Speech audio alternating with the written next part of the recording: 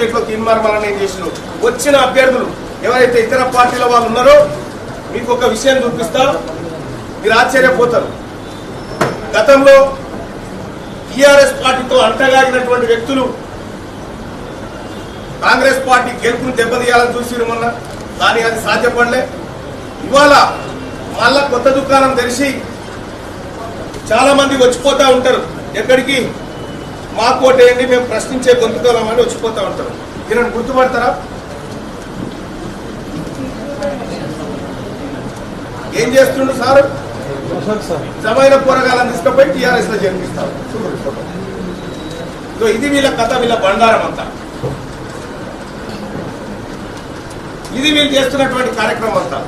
దయచేసి సోదరులారా, ఇటువంటి కుట్రలకు తలొగ్గకుండా, ఇటువంటి మోసాలకు తలొగ్గకుండా చాలా జాగ్రత్తగా ఆలోచించి మీ మొదటి ప్రాధాన్యత ఓటు వేయండి అని చెప్పి మీ అందరికీ రిక్వెస్ట్ చేసుకుంటూ ఇంకో మాటగా చెప్తా ఉన్నా.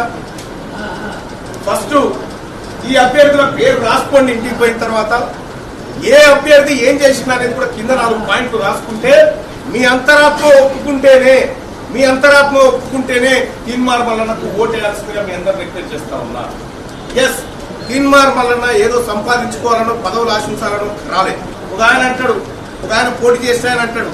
తీన్మార్ మల్లన్న పదవి కోసం వచ్చినాడు. తీన్మార్ మల్లన్న అనే పేరు కంటే పెద్దదా ఇది? తెలంగాణ రాష్ట్రంలో ఈ ప్రజలు ఇచ్చినటువంటి ఇంత పెద్ద పేరు కంటే నాకు అన్ని చిన్నయే, అది మీరిచ్చినటువంటిది. కాబట్టి నేను వస్తుంది మీ జీవితాల్లో మార్పు రావాలని వస్తా ఉన్నా, మీ జీవితాల్లో వెలుగు రావాలని వస్తా ఉన్నా. ఒకవేళ అది తీసుకురాకపోతే రైట్ టు రీకాల్ కు నేను సిద్ధంగా ఉన్న ఈ దేశంలో మొట్టమొదటి వ్యక్తిని. దానికి ఒక అవకాశం ఇచ్చి బ్యాలెట్ పేపర్లో సీరియల్ నెంబర్ 2కు ఎదురుగా 1 నెంబర్ వేసి ఆశీర్వదించాల్సిందిగా అన్నదమ్ములను, చెల్లెలందరినీ పేరు పేరున వేడుకుంటా ఉన్నా. ధన్యవాదాలు.